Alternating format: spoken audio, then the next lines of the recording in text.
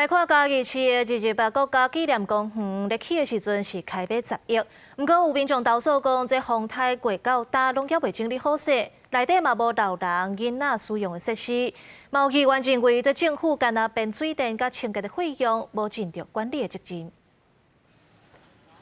因为风台长期的手机等要修理的电火，民众向议员来申请。嘉义市228国家纪念公园内底的树啊，有诶为风台倒去到大拢无复原。而且公园内底只有一项运动设施，阁设伫路边，实在无符合附近社区的需求。日时吼，拢无人，真正拢无人，因为伤热。咱遮吼主要是讲树仔伤少，啊，风台了后吼，有诶树仔断去，啊，政府拢无个继续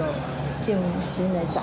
设备的维护也是经常性，包括它的照明包括设施有损坏。那我想我们都会在第一时间的来做恢复。议员表示，监察院伫2022年的报告指出，这个纪念公园市府逐档干那变水电甲摒扫的费用，但是煞无等咱空间活动的预算，认为市府无用心经营这个国家级的纪念公园。监察院审计报告有提到，我们有一个展览的空间。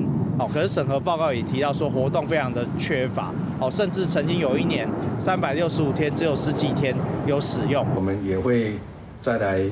研议说，是不是我们的这个空间把它恢复之后，是不是能够评估有一些民间的社团能够来跟市府合作，我们能够做委外经营的部分。市政府建设处指出，因为是国家级的纪念公园，要设定囡仔耍的所在，也是运动的设施，会国家228相关单位佮有在地民众来讨论，希望让这个纪念公园符合市民的期待。记者林慧婷，嘉义报道。